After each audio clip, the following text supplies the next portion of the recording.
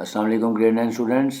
Numericals chapter number 7 properties of matter कर रहे हैं। उसी की कंटिन्यूशन नेक्स्ट लेक्चर है। आज हम क्वेश्चन नंबर 10 और 12 देखने जा रहे हैं। अगेन दोनों दो करके तीन तीन करके क्वेश्चन करवा रहा हूँ ताकि आपका कॉन्सेप्ट क्लियर हो जाए। लेट्स स्टार्ट, सीधे स्लाइड पे चलते हैं। क्वेश्चन नंबर 10 ये रहा आपके सामने। A solid block of wood of density 0.6 grams per cubic centimeter weighs 3.06 Newton in air। एक वुडन ब्लॉक है जिसकी डेंसिटी दी हुई है 0.6 ग्राम पर क्यूबिक सेंटीमीटर और उसका एयर में जो वेट दिया हुआ है वो है 3.06 न्यूटन।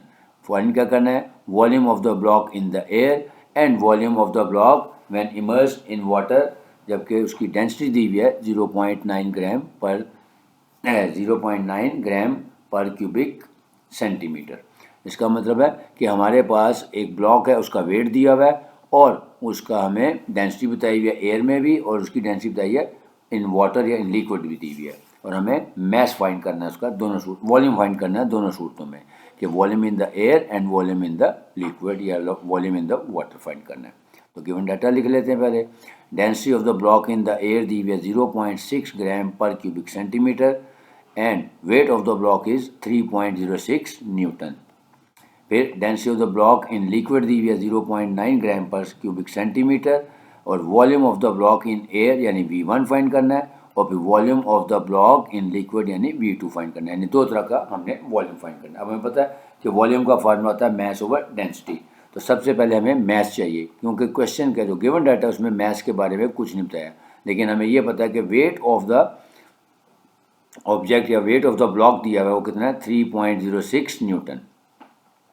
तो यहाँ से हम वेट से हम इसका मैस निकालेंगे, वो फार्मूला वही यूज़ करेंगे। Since weight of the body is equal to mg होता है, तो weight of the body is equal to mg, वहाँ पे हम m और g की वैल्यूज पुट करके वहाँ से मैस निकालेंगे। Since w is equal to mg।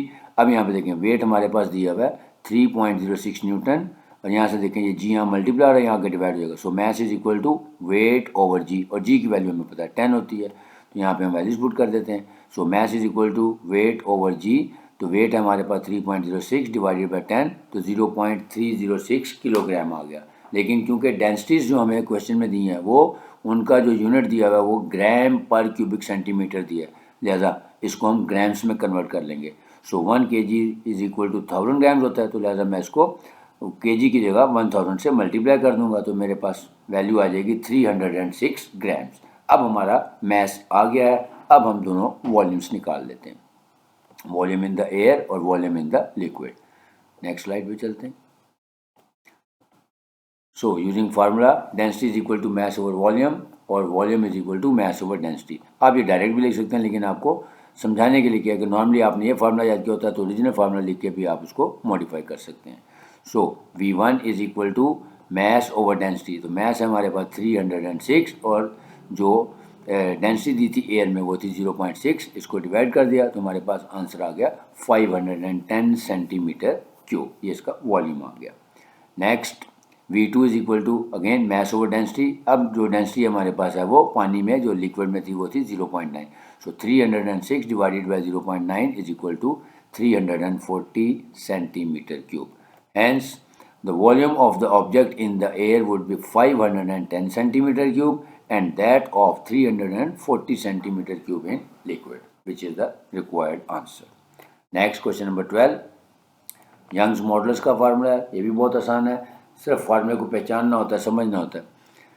A steel wire of cross sectional area 2 times 10 raised to the power 5 m square, यानी एक स्टील की वायर है जिसका क्रॉस सेक्शनल एरिया दिया हुआ है, उसकी वैल्यू दी हुई है 2 टाइम्स 10 की power -5 m square, is stretch through 2 millimetre. जब हमने उसको स्ट्रेच किया कितना, तो वो स्ट्रेच होने के बाद 2 मिलीमीटर हमने उसको स्ट्रेच कर दिया by a force of 4000 newton, और उस पर हमने फोर्स कितनी अप्लाई की 4000 न्यूटन की। यानी एक स्टील वायर है जो उसके ऊपर हमने 4000 न्यूटन की फोर्स अप्लाई की, तो जो उसका क्रॉस सेक्शनल एरिया था वो 2 टाइम्स 10 की पावर -5 मीटर स्क्वायर था। तो जब हमने उसको स्ट्रेच किया तो वो 2 मिलीमीटर आगे चली गई, यानी इसमें स्ट्रेच हो गई। Find the Young's modulus of the wire, wire का यंग्स मॉडुलस फाइंड करना है। The length of the wire is 2 metre, यानी ओरिजिनल लेंथ दी हुई है वो 2 मीटर थी। पहले गिवन डाटा लिख लेते हैं। Cross sectional area of the wire A is equal to 2 times 10⁻⁵ m square. फिर original length of the wire दी हुई है वो थी 2 मीटर, ठीक है। फिर चेंज इन लेंथ यानी डेल्टा एल आ गया हमारे पास 2 मिलीमीटर। अब इसको हमने मीटर में कन्वर्ट करना है, क्योंकि 1 metre is equal to 1000 millimetre होता है, लिहाजा हम इसको 2 को 1000 पे डिवाइड कर देंगे और हमारे पास वैल्यू मीटर में कन्वर्ट हो जाएगी, यानी 0.002 मीटर आ गई। अब फोर्स हमें दी हुई है 4000 न्यूटन। अब हमने फाइंड क्या करना है, यंग्स मॉडुलस फाइंड करना है। जस्ट फार्मूला अप्लाई करेंगे। यंग्स मॉडुलस का फार्मूला है फोर्स ओवर एरिया, यानी स्ट्रेस ओवर स्ट्रेन होता है। तो स्ट्रेस ओवर स्ट्रेन होता है। तो ये देखें इसका फार्मूला एफ ओवर ए, यानी ये प्रेशर है, divided by delta L over L not. अब मैं अगर यहाँ से इसको रेसिप्रोकल ले लूँ, क्योंकि जब मैं इसको डिवीजन को साइन को चेंज करूँगा तो क्रॉस प्रोडक्ट नहीं, यहाँ मल्टीप्लिकेशन का साइन आ जाएगा और ये जो है इसका रेसिप्रोकल हो जाता है। या आप डायरेक्ट इस तरह फार्मूला भी याद कर सकते हैं। So F times L naught divided by A times delta L.